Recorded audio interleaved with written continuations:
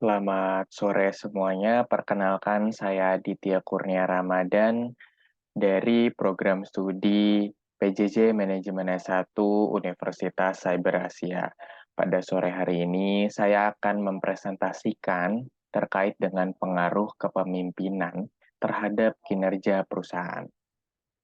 Baik, mari kita mulai. Oke, diawali dengan kepemimpinan dulu ya. Dalam sebuah organisasi atau perusahaan, posisi pemimpin merupakan hal yang sangat penting dalam keberlangsungan hidup perusahaan serta perjalanan perusahaan ke depannya. Sedikit atau banyaknya orang-orang dalam organisasi perusahaan tidak akan berjalan dengan baik jika tidak memiliki pemimpin yang tepat serta mampu membawa perusahaan ke arah yang tepat sesuai dengan visi dan misi perusahaan. Berbagai macam keputusan yang akan diambil seorang pemimpin dalam perusahaan, serta kebijakan-kebijakan perusahaan yang akan dikeluarkan harus tepat, efektif, serta sejalan dengan visi dan misi perusahaan. Oleh karena itu, pemilihan pemimpin yang tepat dan efektif dalam perusahaan akan menjadi tolok ukur masa depan perusahaan. Kepemimpinan adalah kekuasaan untuk mempengaruhi seseorang untuk mengerjakan atau tidak mengerjakan sesuatu. Untuk itu, kepemimpinan membutuhkan penggunaan kemampuan secara aktif untuk mempengaruhi pihak lain dan dalam mewujudkan tujuan organisasi yang telah ditetapkan. Ada tiga gaya pokok kepemimpinan. Yang pertama, kepemimpinan otokratis. Yang kedua, kepemimpinan demokratis. Serta yang ketiga adalah kepemimpinan bebas. Kita bahas satu persatu. Kita mulai dengan kepemimpinan otokratis.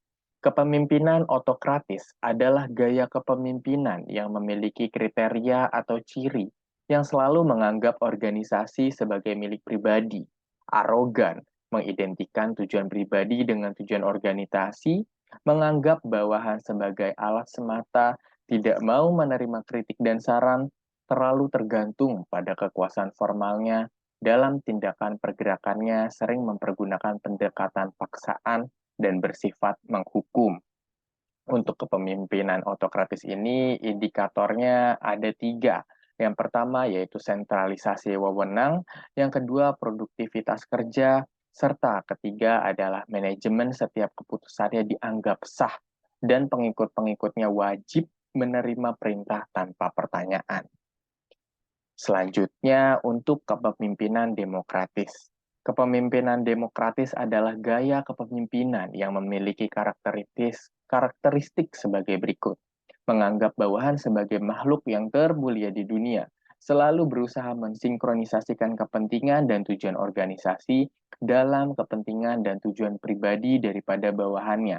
Senang menerima saran, pendapat, bahkan kritik dari bawahan, selalu berusaha menjadikan bawahannya sukses dan berusaha mengembangkan kapasitas diri pribadi sebagai pemimpin.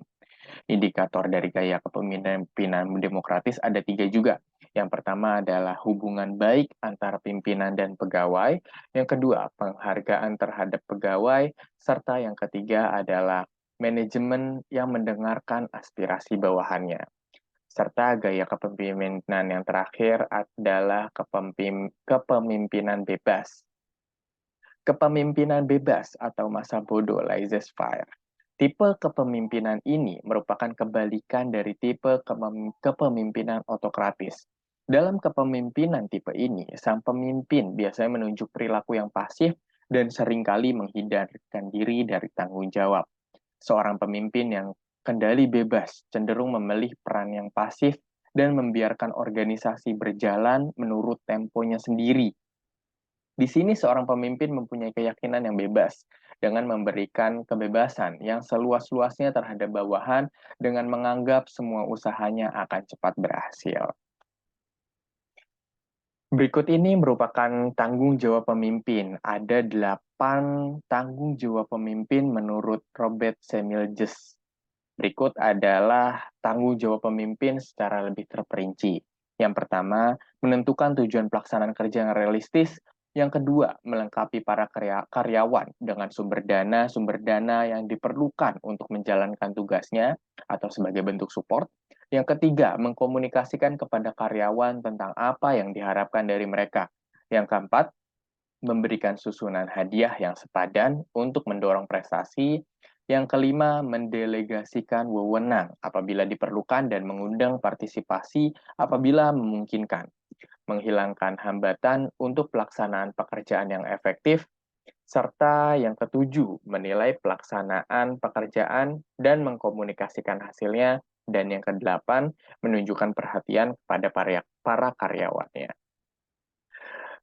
Kesimpulannya adalah hasil kinerja pimpinan akan mempengaruhi hasil kinerja perusahaan. Karena hasil kinerja pimpinan juga merupakan hasil kumulatif kinerja karyawan perusahaan di bawah kepemimpinan orang tersebut. Dengan kepemimpinan yang tepat dan efektif, maka hasil kinerja karyawan dan perusahaan akan berbanding lurus dengan hasil kinerja perusahaan. Ketika pimpinan melakukan perannya dengan mengacu pada visi dan misi perusahaan, maka strategi yang diterapkan akan sejalan dengan misi perusahaan dalam mencapai visi perusahaan. Terima kasih atas waktunya. Terima kasih pula atas perhatiannya. Sampai jumpa dan terima kasih.